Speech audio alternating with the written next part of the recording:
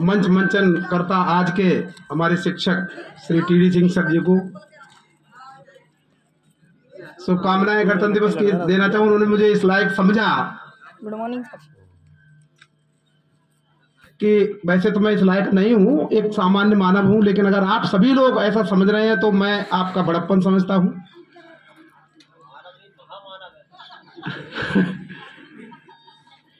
औपचारिकता के तौर पर सबसे पहले मैं आज के मुख्य अतिथि आदरणीय प्राचार्य महोदय एवं उनके पास बैठे हमारे वरिष्ठ शिक्षक श्री खंडेलवाल जी, श्री मिश्रा जी, श्री बाबा सर और बाकी सभी हमारे आदरणीय शिक्षक साथियों एवं शिक्षिकाएं, शिक्षणेतर साथियों एवं मेरे प्यारे प्यारे बच्चों और जो भी दूसरे अन्य स्थानों से पधारे हुए हैं, उन सभी के लिए आज गणतंत्र दिवस की शुभकामनाएं।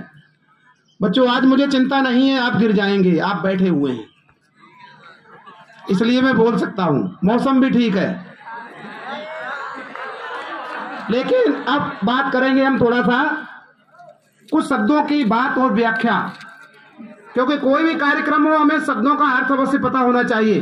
बिल्कुल साइलेंट होकर हर बात को मनन चिंतन करके सोचना। मैं स्पीच दे रहा हूं, मैं अपने अंदर की बात बोल रहा हूं आपसे, जो रोज बोलता रहता हूं, वही स्पीच आज भी है। अलग से कुछ नहीं, बनावटीपन कुछ नहीं।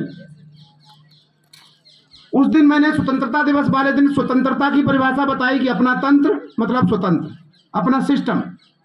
आज गणतंत्र एक ऐसा सिस्टम जिसमें बहुत सी बटी हुई इकाइयां एक झंडे के नीचे काम करें।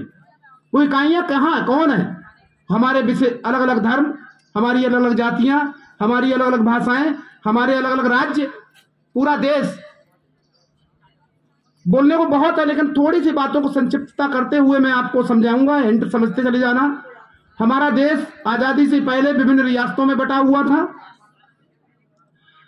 562 रियासतों का विलय कराया गया, उनके बारे में जानते होंगे, सरदार वल्लभ भाई पटेल।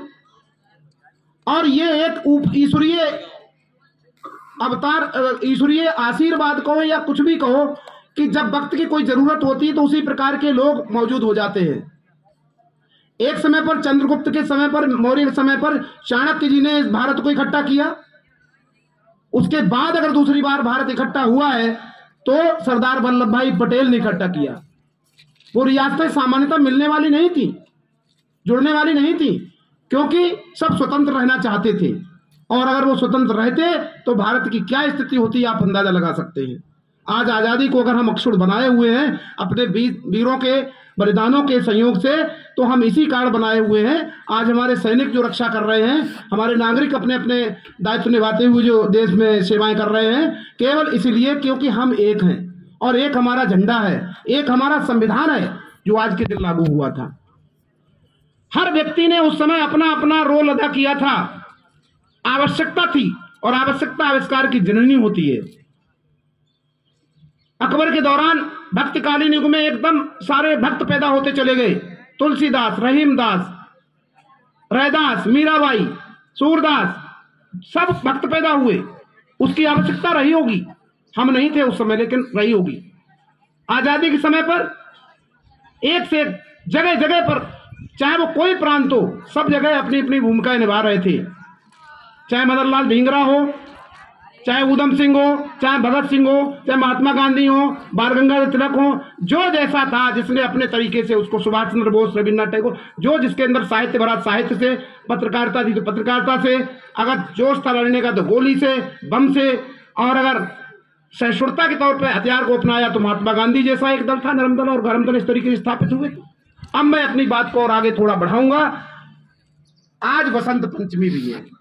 2003 के बाद आज एक ऐसा अवसर पड़ा, इसको सुयोग कह सकते हैं, इसको संयोग कह सकते हैं। ये एक सुयोग है कि बसंत पंचमी और गणतंत्र दिवस दोनों, एक हमारा वैज्ञानिक बसंत पंचमी त्योहार है, भारत देश का ही नहीं बल्कि प्रकृति का कहो। दूसरा आज हमारा भारत देश का एक सांस्कृतिक देश का त्योहार है। देश के 3 पर्व माने गए, 2 अक्टूबर, 15 अगस्त और 26 जनवरी, उनमें से एक ही है। बसंत पंचमी किसी विशेष धर्म का नहीं है, ये प्रकृति का एक बदलाव है, आगमन है। बसंत ऋतु को हम ऋतुराज कहते हैं, ऋतुओं का राजा है बसंत। लेकिन अब मैं थोड़ा सा आपको इसमें एक ऐसी इसका थोड़ा सा मैं इस तरफ ले जाना चाहूंगा, इस आजादी के पर्व से, इस गणतंत्र के पर्व से और बसंत पंचमी को दोनों को मिलाते हुए एक आज मैं सुभद्रा कुमारी चौहान की कविता का यहाँ वाचन करूंगा और उसका अर्थ बताते हुए करूंगा। उसको जरा ध्यान से समझना, क्योंकि आज बच्चों के अंदर पठन पाठन की जो रीडिंग हैबिट है कम होती चली जा रही है। और मैं कक्षाओं में इस बात पे जोर भी देता रहता हूं कि अपने कवियों को पढ़िए, अपने साहित्यकारों को पढ़िए, अपने दार्शनिकों को पढ़िए, अपने वैज्ञानिकों को पढ़िए, भारत के बारे में जानिए, क्योंकि आगे जाके आपको अपने भारत की छवि को अगर प्रस्तुत करना है तो उसकी नॉलेज को आपके अंदर संजो कर रखना पड़ेगा, तब आप विश्व मंच पर अपने को अच्छा सिद्ध कर पाएंगे। अन्यथा हमारी ही बात को हमारे ही चाशनी लगाकर हम पे पेटेंट करा के थोप दिया जाएगा और आप मुंह ऐसे उबाए खड़े रहेंगे। आपको ऐसा लगेगा कि ये बात इन्होंने हमें सिखाई और हम तो जानते ही नहीं थे, क्योंकि उसका जब किसी चीज का उपयोग खत्म कर देंगे तो आपको ऐसा लगेगा कि हमारे यहाँ वो चीज है ही नहीं, और दूसरे उसी शब्द को या उसी बात को लाके आपके ऊपर थोप देंगे और आपको ऐसा लगेगा कि ये तो हमें इनने सिखाया। और जब कोई सिखाता है, जब कोई हमें बताता है तो हमें उसका एहसानमंद होना पड़ता है। तो आप आश्रित ना हो जाए, कहीं ऐसा ना हो। तो मैं इस पंक्तियों के माध्यम, सुभद्रा कुमारी चौहान की पंक्तियों के माध्यम से जलियांवाला बाग कांड को याद करिए, 13 अप्रैल 1919। हम केवल उसका अनुभव कर सकते हैं कविताओं की माध्यम से, पंक्तियों के माध्यम से, क्योंकि हम थे नहीं उस समय, आप थे नहीं। तो वो पंक्तियां क्या कह रही हैं कि बसंत का आगमन हो रहा है, बसंत के आगमन कैसा हो। वो सुभद्रा कुमारी चौहान ने अपनी पंक्तियों से कहा कि आगमन तो हम तुम्हारा नहीं रोक सकते, वो तो होना है, लेकिन जलियांवाले बाग कांड की हम आहों को भी नहीं बुला सकते हैं, वहां की घटना को भी नहीं बुला सकते हैं। तो आपका आगमन कैसा हो, इस कविता में आपको हम थोड़ा प्रस्तुत करना चाहेंगे। इसको बहुत ध्यान से सुने, मैं थोड़ा अर्थ भी बीच बीच में बताता जाऊंगा।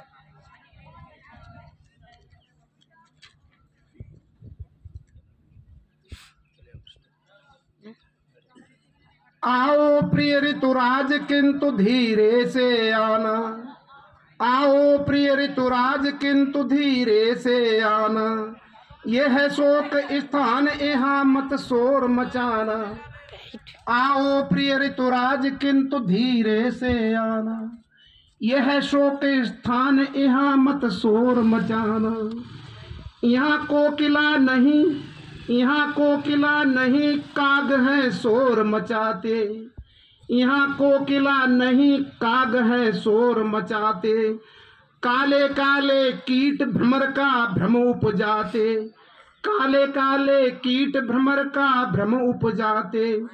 कलियां भी अध खिली मिली हैं कंटक कुल से, कलियां भी अध खिली मिली हैं कंटक कुल से। कुछ पौधे बा पुष्प शुष्क हैं अथवा झुल से।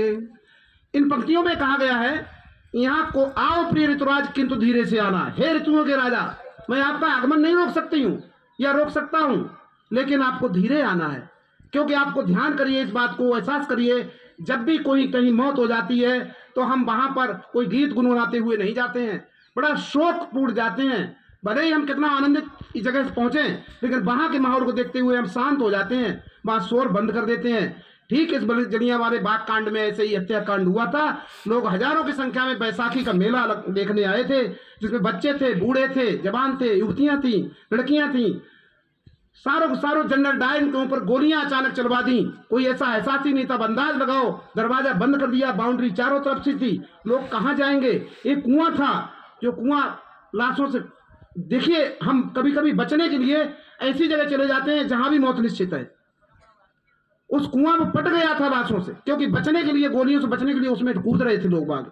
तो सारे के सारे कूद रहे थे, कुछ गोली खाकर कूद रहे थे, कुछ वैसे कूद रहे थे, वो मर गए, वैसे मर गए, कोई गोली खाकर मर गए। अंदाज लगाओ उस दृश्य का, हम तो केवल सुनने में ऐसा लग रहा है, जिन पर हो रहा होगा क्या बीत रही होगी, उस दृश्य को देखिए, तब हमें ये झंडा जो आज हम फहरा रहे हैं ऐसे ही नसीब नहीं हुआ है। तो ये पंक्तियां उन्हीं के लिए हैं कि आज की बसंत पंचमी यानी बसंत आगमन ऐसा हो। यहाँ कोकिला नहीं, काग है शोर मचाते, यहाँ कोयल नहीं कूकती है, यहाँ पर कौवे अपने काव काव करते हैं। काले काले कीट भ्रमर का भ्रम उपजाते, यहाँ भंवरे नहीं फूलों मंडरा रहे हैं, यहाँ काले काले कीड़े मकोड़े जिनको हम चाहते भी नहीं, ऐसे कीड़े यहाँ घूम रहे हैं। कलियां भी यदि खिली मिली हैं कंटक कुल से, यहाँ कलियां भी जो है खिली, वे कलियां ही नहीं है, वो भी ऐसा लग रहा को कांटों का ही एक रूप है, वो भी कंटकों के परिवार में समा गई हैं। कुछ पौधे बा पुष्प शुष्क हैं अथवा झुलसे, वो पौधे और फूल वो भी झुलसे हुए हैं, उनमें कोई ताजगी नहीं है, उनमें कोई कुछ नहीं है, पता ही फूल जैसा आभास ही नहीं हो रहा है। परिमलहीन पराग दाग सा बना पड़ा है, परिमलहीन पराग दाग सा बना पड़ा है। हाय प्यारा बाग खून से सना पड़ा है, हाय प्यारा बाग खून से सना पड़ा है। आओ प्रिय ऋतुराज किंतु धीरे से आना, यह शोक स्थान यहाँ मत शोर मचाना। वायु चले पर मंद चाल से उसे चलाना, वायु चले पर मंद चाल से उसे चलाना। दुख की आहें संग उड़ाकर मत ले जाना। वायु चले, भीनी भीनी वायु चले, उसे मैं नहीं रोक सकती हूँ, कवित्री कहती हैं। आप उसे आए चले लेकिन बहुत धीमे चले, क्योंकि हम चाहते हैं कि यहाँ की जो दुख की आहें हैं वो वायु के संग उड़कर ना जाए, वो जैसी हैं बनी रहनी चाहिए। कोकिल गावे राग किंतु रोने का गावे, कोकिल गावे राग किंतु रोने का गावे। भ्रमर करे गुंजार कष्ट की कथा सुनावे। कोयल को अगर राग गाना है गाए लेकिन रोने का गाए, और भ्रमरों को अगर गुंजार करनी है तो करे लेकिन कष्ट की कथा को सुनाकर करते हुए करे। लाना संग में पुष्प नहीं बे अधिक सजीले, लाना संग में पुष्प न हो बे अधिक सजीले। वो सुगंध भी मंद ओस से कुछ कुछ गीले। अगर पुष्प को लाना है तो वे बहुत अधिक सजीले नहीं होने चाहिए, और उनके अंदर ओस से भी कुछ कुछ गीले होने चाहिए।